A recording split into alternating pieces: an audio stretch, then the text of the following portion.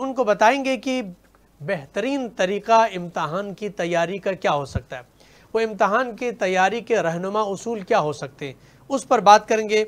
उसके यूरोप के अंदर जो खासकर एक टेक्निक है SQRRR के एक टेक्निक यूज़ होती है याद कर असबाक को याद करना और इम्तहान की तैयारी के हवाले से, उस टेक्निक के बारे में भी हमारे बच्चों को बताइएगा कि वो टेक्निक क्या है इम्तहान की तैयारी के हवाले से। जी, इम्तिहान की तैयारी में सबसे अहम चीज होती है किसी भी सबक को मेमोराइज करना। जी, हाफजा अच्छा होना तो बहुत जरूरी है इल्म की राह में। तो इस पर बड़ी तहकीक हुई, लेकिन जो फॉर्मूला बहुत ज्यादा यूरोप में मकबूल हुआ वो SQ3R का था। ठीक है। क्योंकि आपको वहां पर देखिए कि वहां पर रिसर्च होती रहती है और वो लोग पूरी पूरी जिंदगियां लगाकर इसके पूरी टेक्निक्स को वजह करते हैं। तो एक प्रोफेसर रॉबिन्सन है जो बहुत बड़े एजुकेशनलिस्ट थे, साइकोलॉजिस्ट थे। उन्होंने 1941 में एक बुक लिखी थी अफेक्टिव स्टडी। अच्छा। और उसके अंदर जो उन्होंने फॉर्मूला दिया वो यूरोप के तालीमी इदारों में बड़ा मशहूर हुआ, बल्कि अमेरिकन आर्मी ने उसको अडॉप्ट किया और वो मैथ को याद करने के लिए इस फॉर्मूले को जो है वो यूज किया करते थे। ठीक। तो वो बहुत इफेक्टिव फॉर्मूला है। मैं उसकी डिटेल मुख्तसर लफ्जों में बता देता हूँ।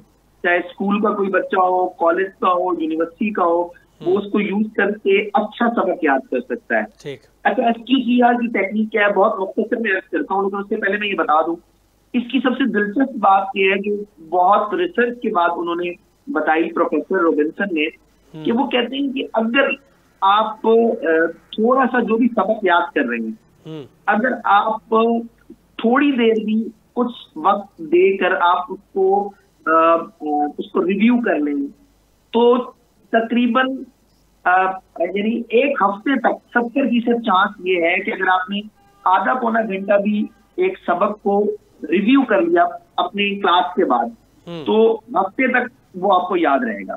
ठीक। और कहते हैं कि अगर वही सबक आपने हफ्ते के अंदर दोबारा रिव्यू कर लिया, दोबारा रिवाइज कर लिया, तो वो पूरा साल आपको याद रहेगा। इसकी 70% गारंटी है, यानी वो आपके हाफजे में रहेगा। खैर, इसकी टेक्निक की तरफ आते हैं। तो SQ3R, इसको हम दो हिस्सों में तकसीम कर लेते हैं। SQ एक हिस्सा है और 3R एक हिस्सा है। अच्छा, SQ से मुराद क्या है? वो कहते हैं कि अगर आपने अच्छे अंदाज में किसी चीज को मेमोराइज करना है तो पहले सर्वे है। S से सर्वे आता है, यानी आप पहले जो चैप्टर याद करना चाह रहे हैं उसका सर्वे करें। सर्वे से मुराद ये है कि आपने उसको पूरा नहीं पढ़ना, आपने उसकी हेडिंग्स को देख लेना है, उसकी सब हेडिंग्स को देख लेना है, उसकी डायग्राम्स को देख लेना है, और मतलब डीप स्टडी की तरफ नहीं जाना, एक नजर देखना है। यानी वो एक नजर देखना ज्यादा से ज्यादा 4 मिनट का होना चाहिए। तो वो कहते हैं बस इतना काम करना है। फिर वो कहते हैं कि आपको क्या करना है, क्यू करना है। क्यू कहते हैं क्वेश्चन को, यानी वो कहते हैं कि जो चैप्टर आप पढ़ रहे हैं, अब आपने वो एक डीप जायजा नहीं लिया बल्कि हल्का सा सर्वे किया है, और तो अब आपके जहन में सवालात क्या पैदा हुए उस छोटे से सर्वे करने के, या आप उसकी एक्सरसाइज में चले जाएं। उसकी एक्सरसाइज को आप देखें तो उसमें जो सवाल मौजूद हैं उससे आपको अंदाजा हो जाएगा कि एग्जामिनेशन की पॉइंट ऑफ व्यू से कौन कौन से टॉपिक इंपॉर्टेंट है। या आप अपनी खुद भी अकल का इस्तेमाल करेंगे तो आपसे एक नजर देखने से जो क्वेश्चन जनरेट हो रहे हैं वो कौन से हैं। तो आप क्वेश्चन अपने कुछ बना लें या आप एक्सरसाइज को देख लें, तो उससे एक बड़ा इफेक्ट करेगा।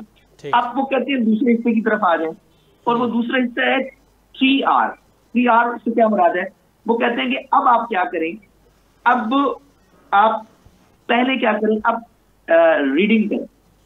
अच्छा, वो कहते हैं डीपली रीडिंग करनी है आपने, और अपना हाईलाइटर अपने पास रखना है। यानी पहली मैं दोबारा से बता रहा हूँ, पहला मामला ये है कि आपने सरसरी हेडिंग सब हेडिंग देखनी है। दूसरा बात ये है एक्सरसाइज की तरफ जाते हुए कुछ क्वेश्चंस उसके निकालने हैं।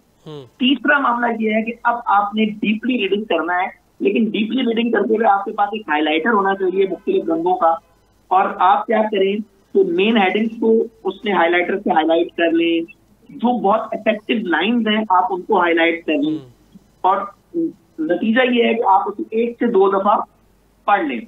वो कहते हैं इसका फायदा ये होगा जब आप दूसरी दफा पढ़ेंगे तो वो जो लाइंस हैं जो मेन है जो हाईलाइट की हुई हैं, तो आपको अंदाजा हो जाएगा कि इस चैप्टर में ये बहुत इंपॉर्टेंट है। ठीक है। अच्छा, अब दूसरी बात करते हैं R2 का। R2 को रिसाइट भी कह सकते हैं और रिकॉर्ड भी कह सकते हैं। यानी वो कहते हैं ऊंचा ऊंचा पढ़ना। अच्छा, ऊंचा ऊंचा पढ़ना बहुत जरूरी है। वो कहते हैं कि इससे ज्यादा अच्छा मेमोराइज होता है। हाँ, बहुत तो दफा ये हमें कहा जाता है कि आप जी, लोग जी, जो ना खामोशी से पढ़ें, ज्यादा जी। ऊंची आवाज में शोर न करें। इसका मतलब है कि नहीं, ऊंचा पढ़ना बहुत इंपॉर्टेंट है।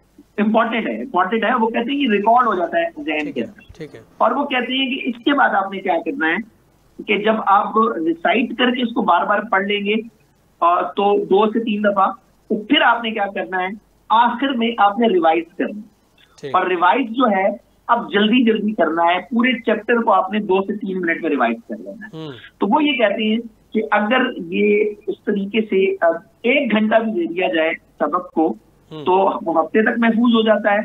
और हफ्ते में एक और दफा रिवाइज कर लिया जाए तो पूरा साल ये बात आपके जहन से नहीं निकलते। ये बहुत इफेक्टिव टेक्निक है।